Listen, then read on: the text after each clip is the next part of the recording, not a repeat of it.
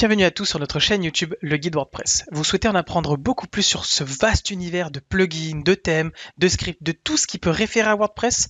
Ne vous inquiétez pas, nous allons tout vous expliquer. Je suis Lilian et je serai votre guide tout au long de cette vidéo.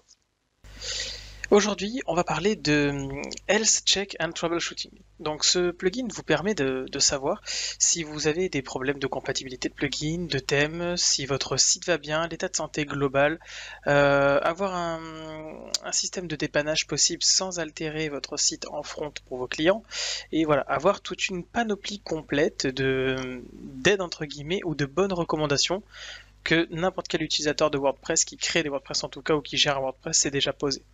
Donc pour ce faire, on va se rendre dans les extensions et on va en ajouter une nouvelle. On va ajouter donc Health Check et Troubleshooting. Donc celle-ci, si vous ne l'avez pas, il suffit d'écrire cela dans la barre de recherche et on l'installe. Une fois qu'il est installé, on l'active. Maintenant qu'il est présent, il ne faut surtout pas cliquer sur dépannage. Au premier abord, on pourrait croire que c'est ici qu'on vient gérer, mais absolument pas. En cliquant sur dépannage, vous allez simplement désactiver l'entièreté de vos plugins et l'entièreté des thèmes présents uniquement, attention j'insiste, uniquement pour vous, c'est-à-dire pour l'utilisateur qui est connecté en back-office, donc un administrateur.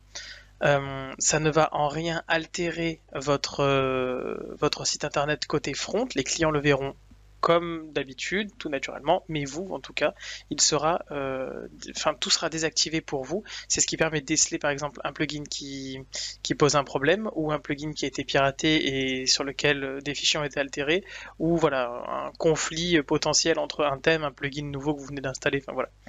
Donc pour ce faire, en fait, on va se rendre dans Outils, et on va dans Santé du site. En allant ici, vous allez avoir les résultats sont toujours en cours de chargement. Donc il faut attendre que le plugin ait réalisé, on va dire entre guillemets, un audit, un check de votre site internet. Et une fois que c'est fait, voilà, donc là pendant que je vous parle, il l'a fait. Et une fois que c'est fait, il vous sort une note. Donc là, moi je suis sur bien.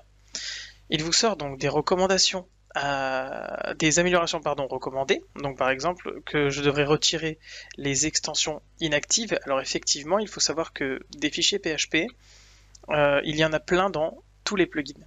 Un plugin qui a été désactivé, c'est quand même un plugin sur lequel les fichiers peuvent être appelés. C'est-à-dire que si vous mettez localhost /wp-content /plugin le nom du plugin et le fichier, vous avez accès à ce fichier-là. Ce fichier, si vous ne le mettez pas à jour au même titre qu'un thème, vous allez vous retrouver avec potentiellement, dans quelques années ou dans quelques mois, une faille de sécurité qui va être apparente, puisque à l'instant T, tout va bien, mais au moment où une faille est découverte, les robots vont parcourir tous les sites internet, tous les plugins WordPress et vont essayer de trouver les WordPress avec ce plugin-là en question qui n'a pas été mis à jour. Si à l'instant T vous n'aviez pas de faille de sécurité, peut-être que dans 3 mois, si le plugin n'est pas mis à jour, il y en aura une. Donc je vous conseille déjà de retirer, comme le plugin l'indique, de retirer toutes les extensions qui ne servent à rien ou qui ne comporte pas de nouvelles mises à jour. Voilà, c'est-à-dire que il y a des extensions proposées par le store qui sont un petit peu vieilles, qui datent d'il y a par exemple 1 an ou 6 mois. En 6 mois, les versions PHP changent et ne sont plus maintenues par les développeurs. Ces extensions-là sont à bannir. Donc là, il nous dit gérer donc les extensions inactives ou les extensions tout court. Ça permet de savoir quelles sont les extensions qui sont actives ou non, de les désactiver. Pareil, vous devriez retirer les thèmes inactifs. Les thèmes, les extensions fonctionnent pareil. Le nom de fichier change, mais dans l'idée, un thème reste inactif, mais reste appelable via l'URL de votre site internet. Donc wp-content /thème /le nom du thème /le nom du fichier. Il faut supprimer ces thèmes, à minima les mettre à jour, au mieux les supprimer s'ils ne vous servent pas. Voilà, donc là par exemple c'est ce qu'il vous dit. Il est important de tenir à jour pour la cohérence de votre identité visuelle et pour garder votre sécurité, très important. Ensuite on passe sur donc un ou plusieurs modules recommandés sont manquants. Donc ça c'est WordPress qui recommande des modules. Voilà, donc FileInfo et IntL qui sont des modules d'information. Honnêtement, je l'ai jamais utilisé, j'en ai pas eu besoin, et au moment où vous en aurez besoin, ce plugin-là, par exemple, déjà fait office d'une grande panel d'informations, et si vraiment il y a besoin, l'utilisateur ou le professionnel qui va débugger le site saura les installer. Et ensuite, donc là, le site n'utilise pas HTTPS, c'est normal puisque je suis en local actuellement. D'ailleurs, si vous voulez savoir comment est-ce qu'on installe un WordPress en local, je vous invite à suivre une autre vidéo que j'ai fait précédemment. Mais vu que je suis en local, je n'ai pas besoin d'avoir le HTTPS. On passe au deuxième menu qui est Information. Donc en cliquant ici, vous aurez l'information complète de l'état de santé du site internet pour savoir si tout va bien, quelles sont les tailles des répertoires et compagnie. Donc si par exemple je clique sur WordPress ici, je vois que je suis en version 6.3, voilà, il y a des URL, en fait il y a toutes les informations de configuration par défaut qui sont reprises. Je ne sais pas si ça vous est déjà arrivé par exemple d'avoir une maintenance à faire ou de prendre une maintenance chez un professionnel ou de prendre une migration. Pareil, donc passer d'un état X à un autre état, la personne vous demande combien vous avez de comptes, combien vous avez de produits, combien vous avez de... Voilà, tout ça. Ce sont des informations qu'on ne retrouve pas comme ça au premier abord. Ici, si je vous demande combien vous avez de comptes, vous voyez ici qu'il y en a 2. Voilà, c'est quelque chose qui peut être utile et qui sera utile sur dans certains cas. Donc la taille des répertoires, voilà, donc le répertoire de WordPress 50 MO par exemple, où est-ce qu'il est installé il y a toute une panoplie en fait d'indications, donc les thèmes inactifs, les extensions actives, inactives, voilà le traitement des médias. On voit pas mal de choses donc, qui sont plus ou moins intéressantes si vous y connaissez ou non, mais qui en tout cas peuvent donner énormément d'indications à la personne qui en a besoin, qui en aura besoin. Voilà, pareil ici, si par exemple votre hébergeur vous certifie que vous avez un upload pour les thèmes ou pour les plugins ou pour les médias qui est supérieur à 2 mégas et que vous êtes bloqué et qui vous certifie que oui, vous pouvez le voir très simplement ici. Voilà, la limite par exemple donc de mémoire et la taille maximale de téléversement de fichiers qui est limitée à 64 mégas. Voilà. Ça c'est quelque chose qui est très intéressant à voir et donc vous pouvez comparer ce que vous dit par exemple l'hébergeur par rapport à ce que vous pouvez lire ici. Il ne fait qu'afficher réellement ce que le serveur lui propose, tout simplement. Ok. Ensuite, donc par rapport à la base de données, on voit quelle est l'extension de base de données qui est utilisée, sur quoi elle est, le préfixe des tables, on voit le nombre de tables, voilà, plein d'indications qui sont très utiles. Encore une fois, c'est uniquement sujet lorsque la personne qui va débugger votre site internet ou qui va intervenir dessus va vous demander. Pas d'inquiétude pour vous, c'est juste à titre informatif, il n'y a pas besoin de savoir. L'onglet dépannage, donc ce que je vous ai expliqué tout à l'heure, le mode dépannage, ça permet de faire un diagnostic du site. Si jamais vous installez un plugin et que vous avez quelque chose qui ne marche pas, on active le dépannage, ça va désactiver tout uniquement pour vous, donc administrateur, ça va désactiver les thèmes, remettre celui par défaut uniquement pour vous, administrateur, et ça va vous permettre en fait donc de gérer les extensions individuellement, comme c'est indiqué ici. Voilà, donc gérer les extensions, pouvoir réactiver tout doucement, petit à petit, les extensions jusqu'à trouver laquelle est problématique. Voilà, vous activez une extension, vous retournez sur le front, si le front s'affiche, c'est que c'est bon. Si quand vous activez la deuxième extension, le front casse, c'est que cette extension-là est problématique. Voilà, le mode de dépannage vous aide justement à réaliser ce test et ce débugage très facilement. Et ensuite, on a l'onglet Outils.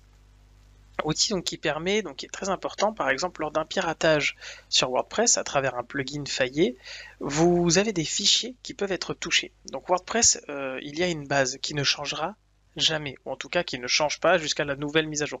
Mais cette base ne change jamais. C'est-à-dire qu'un plugin ne vient jamais altérer cette base-là. La base, c'est ce qu'on appelle donc le WordPress Core, et il y a donc, comment dire, il y a sur chaque fichier un numéro d'identification. Si le fichier change, le numéro change. Voilà. Donc pour savoir si oui ou non tous les fichiers de WordPress Core sont bons, il suffit simplement de vérifier ce qu'on appelle les checksums. Les checksums, ici, c'est fourni donc par WordPress même, et WordPress est capable de savoir si oui ou non le fichier a été altéré ou non. Si le fichier est altéré, en général, c'est qu'il s'agit d'un piratage. Voilà, on n'a aucune utilité, même nous en tant que développeur, en tant qu'hébergeur, en tant que débugger, on n'a aucune utilité d'aller toucher explicitement ces fichiers-là. Donc, je viens vérifier l'intégrité de WordPress, ça peut prendre plus ou moins de temps. Là, c'est très rapide puisque j'ai un WordPress vide. Tous les tests sont passés, tout semble être OK. Ce qui veut dire que normalement, mes fichiers n'ont pas été altérés et donc on peut techniquement omettre un problème de piratage en tout cas. Voilà. Ensuite, donc la vérification des emails, je ne peux pas le tester puisque je suis en local, mais en tout cas, on peut voilà, donc, vérifier si la fonction WP Mail sera utilisée. et si ça réussit bien sûr. La compatibilité des extensions, donc je suis sur PHP 8. Je peux vérifier ici que toutes les extensions sont fonctionnelles ou non sur ma version, ou au moins voir sur quelle version elles ont testé. Elles ont été testées au maximum. Donc par exemple celle-ci, donc l'extension dont on parle, Health and Troubleshooting, celle-ci a été vérifiée jusqu'au 7.4. Voilà, donc supporter le plus haut, en fait, c'est le dernier testé. Et sur le Hello Dolly et le User Switching, donc les versions n'ont pas été déterminées. Il suffit simplement d'attendre ou alors de tester tout simplement en changeant de version de PHP sur votre hébergeur. Voilà, ça se fait en 2 clics, il n'y a pas de souci. Et ensuite, donc, on a le PHP Info, donc, qui regroupe énormément d'informations. Lorsque, par exemple, un plugin vous dit qu'il a besoin de curl pour fonctionner, vous voulez savoir si oui ou non il est présent, vous pouvez aller directement sur le PHP Info. Le PHP Info va vous ressortir l'entièreté de toutes les données possibles qui sont configurées pour votre hébergement. Donc, c'est-à-dire que là, si par exemple j'ai besoin de rechercher curl, je fais un CTRL F pour rechercher, CURL. Voilà. Et je vois que le curl support ici est activé. Si je fais un zoom, ici, voilà, le curl support est activé. Il y a des fois où il ne peut ne pas être activé et donc, par exemple, certains plugins peuvent ne pas fonctionner. Notamment les plugins de sauvegarde, ils ont besoin de tirer des informations d'un autre site internet ou d'un serveur de sauvegarde à travers la fonction curl. Si elle n'est pas activée, forcément votre plugin va mal fonctionner. Tout simplement. Donc là, c'est aussi encore une fois quelque chose qui permet de faire des checks. Il faut s'y connaître ou non, mais en tout cas, pour ceux qui sont novices, déjà l'état et utiliser les recommandations, c'est bien. Les informations, c'est bien aussi, mais il faut savoir les utiliser. Mais pour revenir à l'état, normalement, si vous n'avez pas de problème critique et que toutes les améliorations recommandées sont respectées, vous avez déjà un site qui, lui, est en bonne santé et qui part sur de bonnes bases. Voilà, assurez-vous que cette première base-là soit correcte. Vous pouvez désactiver le plugin une fois que c'est fait, une fois que vous avez terminé, ou le laisser activer. Pensez bien à mettre tout à jour. Et puis, mis à part ça, normalement, tout devrait rouler convenablement. C'était un tuto présenté par mon-hébergement.fr. N'hésitez pas à visiter notre site internet pour plus d'informations et vous offrir enfin la possibilité d'avoir un hébergeur spécialisé WordPress à moindre coût.